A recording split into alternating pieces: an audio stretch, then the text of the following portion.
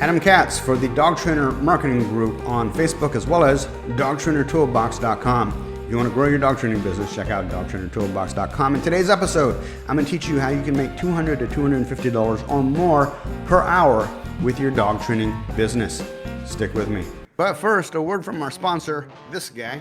You know, if you want to get 30 to 70% more leads from the same traffic that you're sending to your website, you should be using our Done For You dog training business website.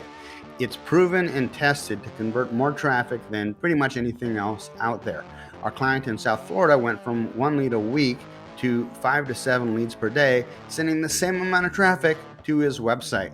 The best part is we do it pretty much all for you. You send us a picture, 3 testimonials, and a brief description of your services, and we take care of the rest. You can learn more by subscribing to the Dog Trainer Marketing newsletter at dogtrainertoolbox.com. You'll be redirected to a page where you can read all about our Done For You dog training business website. Now, back to our original programming. All right, couple of ground rules we need to get out of the way. Number one, no, it's not all about the money. My philosophy is that the more successful you are, the more dogs you can touch, the more people you can reach, the more dog owners you can help have a more successful relationship with their dog. If you're a small fry, if you're small potatoes, maybe you only help 5, 6 dogs a month. If you grow your business and you become more successful and you have multiple trainers working for you in a facility and trucks and marketing that brings in more clients, maybe you see 50 to 60 dog owners a month, maybe you see even more. You can help more dogs if you're more successful. So that's number one.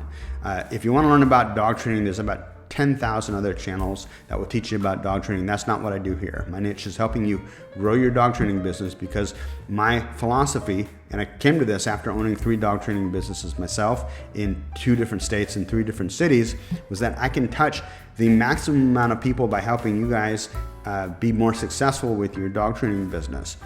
I also had a subscription website that ended up making us over $6 million, and a newsletter that went out to 70,000 people. That was a good way to reach dog owners as well. But ultimately, there's always going to be people looking for local dog trainers. And the more successful you guys are, the more people you can touch.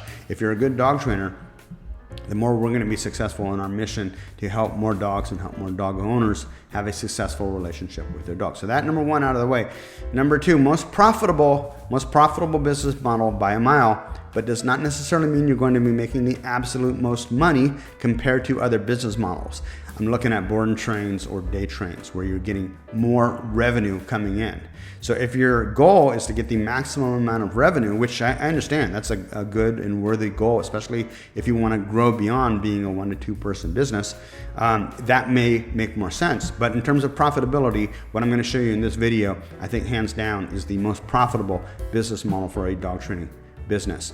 Number 3, everything about this business model you disclose up front, completely transparent to the client. And let me tell you, you will have raving fans. So it's not like you're shortchanging people and not giving them enough. And I'm going to explain why in just a second. But you will have raving fans, people who love your work, people who come to every lesson and write 5-star reviews for you. So again, it's not about making a quick buck off people. It's still about helping them, because remember our mission. The more people we can help, the more people we can reach, the more that hits the points that we're trying to hit.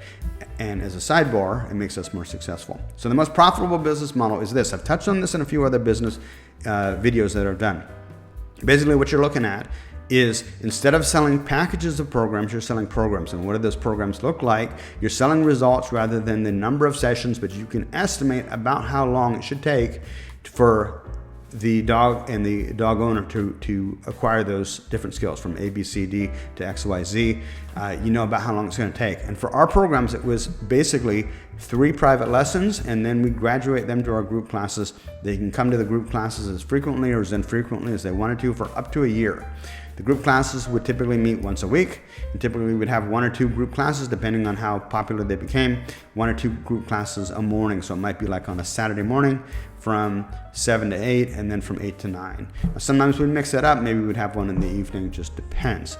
Now, you may be thinking, how can that possibly be enough? Well, you have to understand that there are 3 phases to training a dog, and you have to make the clients understand this too. Those of you who are selling like 15 lessons at $100 a lesson and saying that's my program, you're spending basically wasting time. You're wasting your own time. You're wasting the dog owner's time. They shouldn't have to spend 4.5 months to get their dog trained. Something else is going on there. In my experience, I had a hard time getting them to come after the third or the fourth lesson. So we figured out how to basically break everything down into 3 lessons and then continue the dog's education in our group classes, because at that point, the dog and the owner had the fundamentals to achieve success. So to do that, you have to explain and you have to understand yourself that there are 3 phases to training a dog: the teaching phase, the reinforcement phase, and the proofing phase. The teaching phase is what you're doing when they come to the private lessons. So you're teaching the dogs all the exercises that they need to do to learn to enhance their relationship, which is basically practical fundamental obedience so that they can enjoy their dog in the home as well as around town. And number 2, it teaches them how to correct unwanted behavior and how to praise or reinforce good behavior. So you're teaching them these core elements. That's the teaching phase. The reinforcement phase is when they go home and they practice what the dog has learned and what you've taught them in between the private lessons. Now remember, if the dog only works in their backyard, if you only train in their backyard, the dog's only going to work and listen to you in their backyard. If you train only in the front yard, etc., etc. So the client has to reinforce the training in a variety of different locations so that the dog starts to extrapolate. Hey, if I say lie down and stay down until I give him the release command, he's got to do that. Not just at Adam's dog training facility. He has to do that in the front yard, has to do that at the park, has to do that, in front of Starbucks or wherever the client wants the dog to work. That reinforcement phase. Now the proofing phase, the third phase, is when now the dog has learned reinforcement in a variety of different areas. Now we bring in the variety of different distractions. Excuse me. So the other dogs, the tennis balls, the foods, all this crazy stuff. And you're teaching that predominantly through the, I would say 50% through the group classes and 50% the dog owner around their lifestyle. So it's explaining up front that the training process is basically, it's a handshake between the dog and the dog owner and the dog trainer. And it's a partnership. You're not going to be able to do all the work. Even if you took the dog and you did like a 2-month board and train, the dog owner is still going to have to do a lot of work to reinforce and proof that dog around the environments that the owner wants to, live with the dog in. So once you communicate that, once you're 100% transparent about that, the owner is going into it with eyes wide open. And in my opinion, having 3 private lessons stretched over a period of 3 weeks, the dogs learn a lot. And then having them come to the group classes, even more, and up to a year, it's a tremendous value. Now, here's the interesting thing about this business model.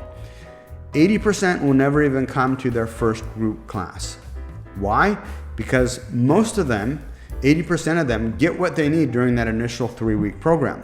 They learn how to correct the dog's behavior. The dog's jumping up on them. Now they know how to correct that. The dog's barking incessantly at the front door. Now they know how to correct that. The dog won't go lie down when they tell them to go lie down, and won't go to the place command. They've already learned that, right? So you've knocked out 95 to 100% of their issues within that first 3 weeks. So that's why 80% of them don't come. Another 10%, I'm estimating here, but another 10% will come for 1 or maybe 2 group classes, and then you'll never see them again. And then the rest will typically come anywhere from once a week, every single week, to once in a while. And that's great. You want to encourage that, because those people are the true believers. They're the ones that will get out and hand out your business cards for you and show up when you work the farmers markets and you work the Bark in the Park events. These are your true believers, and you want to go above and beyond to foster your relationship with these people, because they're the ones that really, really get into it, and they really show off your dog training skills or your dog training business and the skills that they've learned. So that's kind of the way it breaks down. So what I'm saying is that the majority are spending $1,000 for a 3-week program where they see you once a week for roughly an hour to an hour and a half, and they go home happy. And we know that they're happy because they write great reviews and they send referrals. They refer their neighbors and their friends. So you may be thinking, well, what about the people that basically they go through the 3 weeks and then they go to the group class and they're still having problems. What about those people? Do I charge them more? No, because you're making on average $200 to $250 per hour. So that means for the 1 out of 50 or 1 out of 100, whatever the number is, that need more help, you just give them more help. You tell them, stick around after group class and we're gonna do a little bit more work. Or what's your schedule like? Let's pencil you in for another private. It doesn't happen often enough where it becomes an issue. But when it does, you're there to help them out because they paid their money, they bought into your program, and you're making enough that you can afford to do that. Now, if you're only charging $50 an hour, you can't afford to do that. You don't have a program that works. So you're having to constantly go back to the owner and say, hey, please pay me more money, even though we already did this. It didn't work, but pay me more money. No, you want to put their mind at ease that when they sign up with you, you're going to work with them for whatever it takes. And let me tell you, I love those people because it means they're committed to their dog and they're willing to continue to come to get more resources, to get more knowledge about how to improve their relationship with their dog and fix the problems. So those people are awesome. They're not a problem and you're getting compensated well enough that you can afford to do that. It doesn't happen that much. The vast majority of dog owners, at the end of the 3 weeks, they're ready to move on to something else. Remember, most of these people are coming because they have a problem. Most of these problems don't take that long to fix. Now, integral to or an important part of this business model is that you're not taking on red zone dogs. You know, there's enough dogs out there, enough of the easy dogs. The majority, the 80 to 90% of the dog owners out there think they have major problems, but they don't. They're easily fixed. The other 10%, leave that to somebody else. Okay, leave that to somebody who loves working with red zone dogs. Leave somebody that has built their business model. And I did that with my first dog training business. I had a lot of red zone dogs coming to me because I thought that was the niche I wanted to be in. Well, it gets old really quick. And it's not as profitable as you might think, even though maybe you're getting bigger numbers. I like the business model of basically being able to get in and get out before they start getting bored, get them fast results, give them ongoing support in the form of the group class. And it's a tremendous value. They're paying a lot for it. You're making a lot of money for it. And everybody's happy. It's a win-win-win for you, the dog owner, and the dog.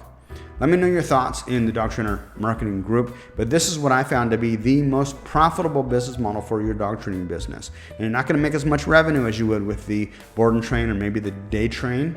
So at the end of the month, if you sign 10 clients, maybe you're making $10,000 to $15,000. Whereas if you sign 10 clients with a board and train program and you're charging $3,000 per dog, you can end up making $30,000, which is a lot, significantly more money. There's also other benefits to the board and train business model or the day train business model. Maybe we'll talk about those in another video. Hey, I'm Adam Katz for DogTrainerToolbox.com as well as the Dog Trainer Marketing Group on Facebook. Pitch. Hope to see you there, guys. Talk to you soon.